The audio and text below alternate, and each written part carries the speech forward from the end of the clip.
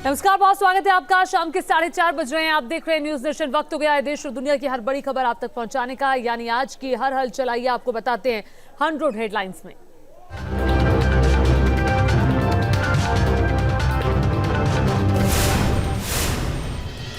UP में तीसरे चरण के लिए धुआंधार प्रचार जारी है। सीतापुर में पीएम मोदी की रैली, कहा डबल इंजन की सरकार का मतलब है विकास। पीएम मोदी ने कहा बीजेपी का मतलब दंगाराज माफिया राज खत्म। बोले यूपी में 2017 का रिकॉर्ड तोड़ना है, बीजेपी का लहराएगा परचम। पीएम मोदी बोले पहले गरीब का राशन लूट लेते थे माफिया, 2 साल से गरीबों पिछड़ों को दे रहे हैं मुफ्त में राशन, मैंने किसी गरीब को भूखा नहीं सोने दिया। यूपी के हमीरपुर में सीएम योगी की रैली, विपक्ष को तमंचावादी दंगावादी बताया। सीएम योगी बोले कोरोना काल में परिवारवादी मदद के लिए नहीं आए, कोरोना काल में डबल इंजन की सरकार ने किया काम। यूपी के कानपुर में राजनाथ सिंह ने किया चुनाव प्रचार, कहा सीएम योगी ने कानून व्यवस्था को दुरुस्त किया, माफियाओं के आलीशान महलों पर चला बुलडोजर। राजनाथ सिंह ने कहा जेवर एयरपोर्ट से बहुत लोगों को मिलेगा रोजगार, यूपी के हर जिले में होगा मेडिकल कॉलेज, बीजेपी को जो कहती है वो करती है। यूपी के औरैया से अखिलेश यादव का बीजेपी पर निशाना, कहा पहले और दूसरे चरण के चुनाव के बाद बीजेपी नेताओं की निकली गर्मी। अखिलेश यादव बोले नौकरी की चाह में शिक्षा मित्रों की निकली उम्र, बोले आयु में राहत देकर भी भर्ती करनी पड़ी तो भर्ती करेंगे।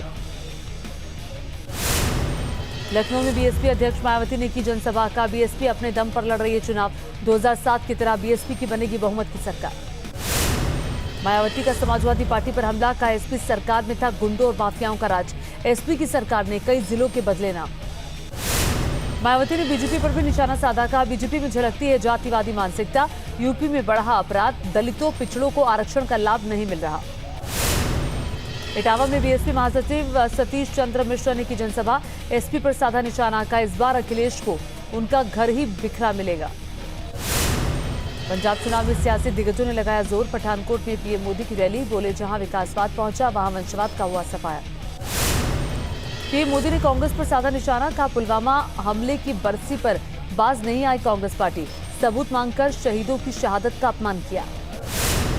पीएम मोदी का बड़ा बयान, कहा कांग्रेस ने 3 सुनहरे मौके गंवाए, आज गुरु नानक की जन्मभूमि हमारे पास होती।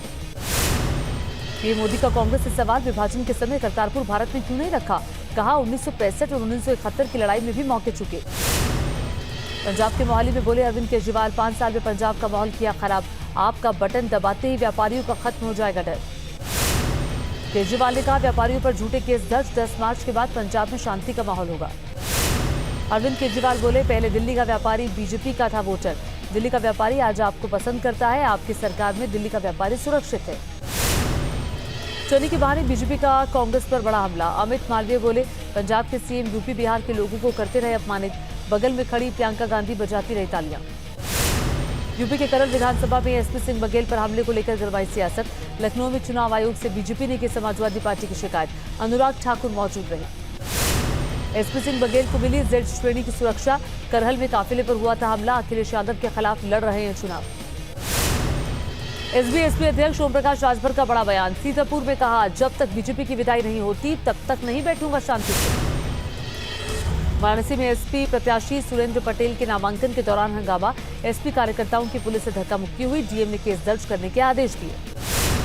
यूपी में बीजेपी ने जारी की 3 और उम्मीदवारों की लिस्ट, सेवापुरी से नील रतन सिंह पटेल को टिकट, रॉबर्ट्सगंज से भूपेश चौबे लड़ेंगे चुनाव। असदुद्दीन ओवैसी पर हमला करने वाले आरोपी सचिन शर्मा के घर पहुंचे, यूपी के मंत्री सुनील भराला, मामले की निष्पक्ष जांच कराने की बात कही। सचिन शर्मा पर ओवैसी की गाड़ी पर फायरिंग का आरोप लगा, सुनील भराला का आश्वासन राष्ट्रीय परशुराम परिषद केस लड़ने का पूरा खर्च उठाएगा। आज देश भर में मनाई जा रही है रविदास जयंती, देश के रविदास विश्राम धाम पहुंचे पीएम मोदी, संत रविदास को नमन किया। रविदास विश्राम धाम में पीएम मोदी का सम्मान, पीएम को संत रविदास की प्रतिमा भेंट की गई। पीएम मोदी ने संत रविदास की उतारी आरती, रविदास विश्राम धाम में विधि विधान से पूजा अर्चना की। रविदास विश्राम धाम में कीर्तन में भी शामिल हुए पीएम मोदी का दिखा अलग अंदाज। वाराणसी में सीएम योगी भी रविदास मंदिर पहुंचे, संत रविदास की प्रतिमा के आगे मत्था टेका। सीएम योगी ने रविदास मंदिर में चखा लंगर, कहा सामाजिक एकता का संदेश देने वाले गुरु को नमन। राहुल गांधी और प्रियंका भी वाराणसी के रविदास मंदिर पहुंचे। रविदास जयंती पर संत रविदास को किया नमन। रविदास मंदिर में राहुल गांधी श्रद्धालुओं को लंगर खिलाते हुए नजर आए। प्रियंका गांधी भी साथ में मौजूद रही। संत रविदास जयंती के मौके पर पंजाब के सीएम रणजीत सिंह चन्नी भी वाराणसी पहुंचे। रविदास मंदिर में मत्था टेक कर लिया आशीर्वाद। जालंधर के संत रविदास मंदिर पहुंचे दिल्ली के सीएम अरविंद केजरीवाल। आपके सीएम उम्मीदवार भगवंत मान के साथ मत्था टेका। रविदास जयंती पर बीएसपी अध्यक्ष मायावती ने अर्पित की श्रद्धांजलि। ट्वीट किया, मन चंगा तो कटौती में गंगा का संदेश देने वाले महान संत को शत शत नमन। उत्तराखंड के सीएम पुष्कर सिंह धामी ने भी संत रविदास को किया नमन। सीएम ने एक तस्वीर शेयर की। संत रविदास को पुष्प अर्पित करते हुए नजर आए। एमपी के सीएम शिवराज सिंह चौहान ने भी संत रविदास को किया याद। रविदास की तस्वीर पर श्रद्धासुमन अर्पित किए। हिजाब विवाद के बीच आज कर्नाटक में पूरी तरह से खुले स्कूल। कई जगह हुआ हंगामा। कर्नाटक हाईकोर्ट में सुनवाई है जारी। हिजाब विवाद पर बेंगलुरु के इमारत-ए-शरीयत ने की प्रेस कॉन्फ्रेंस। कहा, हिजाब मुस्लिम महिलाओं के लिए जरूरी। कोर्ट के आदेश का करेंगे पालन। हिजाब को लेकर कर्नाटक के तुमकुर में प्रदर्शन। कॉलेज के बाहर हिजाब में छात्राओं ने की नारेबाजी। विरोध में छात्राओं ने अल्लाहू अकबर के नारे लगाए। कर्नाटक के विजयपुरा में हिजाब को लेकर विवाद। हिजाब पहनकर स्कूल पहुंची छात्राएं। स्कूल प्रशासन ने एंट्री करने से रोका। कर्नाटक के हुबली में भी हिजाब को लेकर विवाद। हिजाब में एंट्री बैन करने पर स्कूल के बाहर हंगामा। कर्नाटक के उडुपी में महिला कॉलेज की मुस्लिम छात्राओं का ऐलान। कोर्ट के फैसले के बाद ही कॉलेज जाएंगी छात्राएं। मशहूर संगीतकार बप्पी लहरी का निधन। मुंबई के कुटी केयर अस्पताल में लिया आखिरी सांस।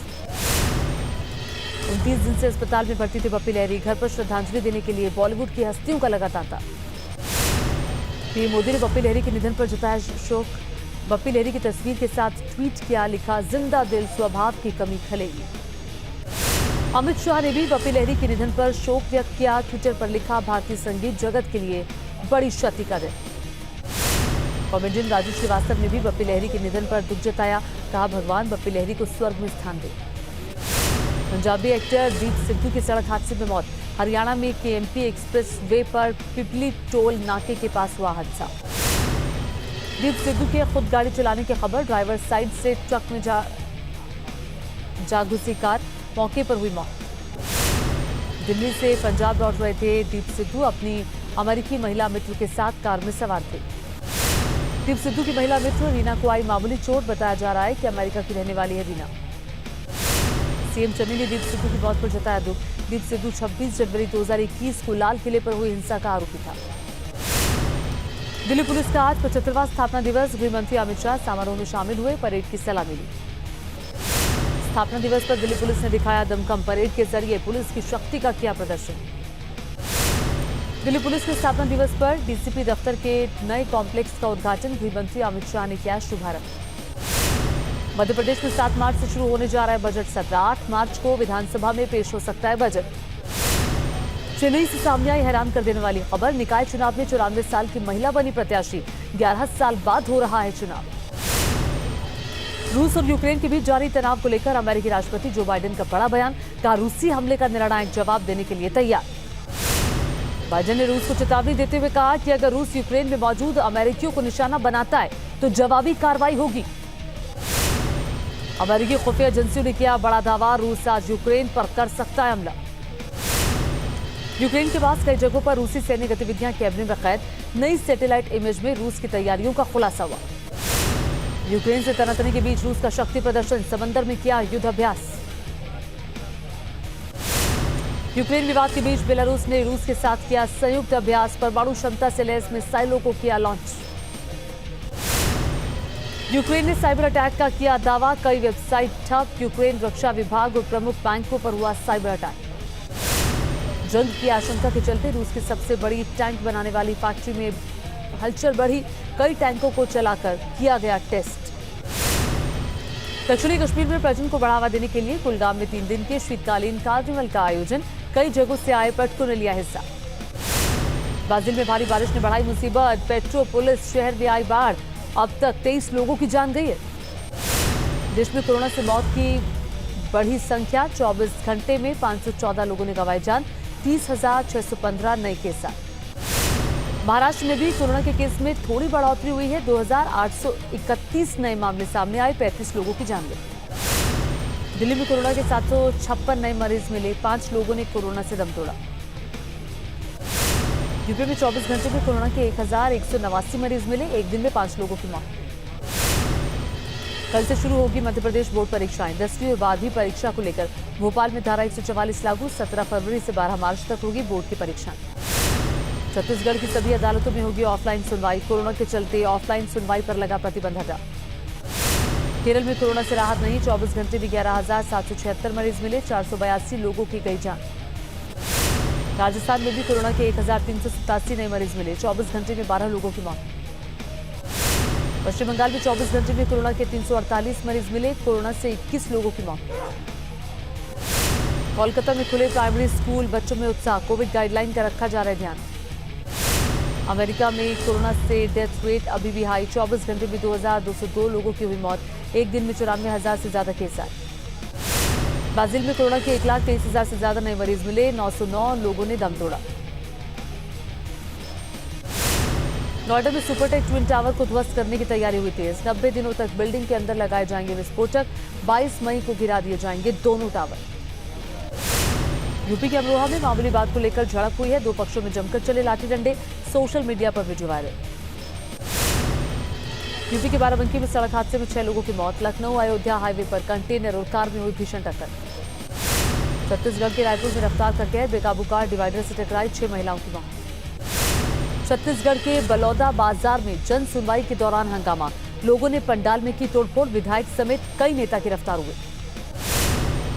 छत्तीसगढ़ के कांकेर में पिछले 28 घंटे से गांव वालों का चक्का जाम, कांकेर जिले से 58 गांव को नारायणपुर में शामिल करने पर विरोध।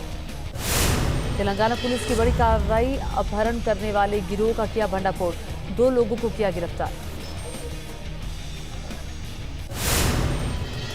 उज्जैन के महाकाल मंदिर में आज से भक्तों का निःशुल्क प्रवेश, महाशिवरात्रि के चलते 100 रुपए की प्रोटोकॉल व्यवस्था भी हटाई गई। प्रयागराज में माघ मेले को लेकर रौनक, सैकड़ों श्रद्धालुओं ने संगम में लगाई डुबकी। शेयर बाजार में आज छाई मायूसी, सेंसेक्स में 145 अंकों की गिरावट, 58,000 के नीचे लुढ़का।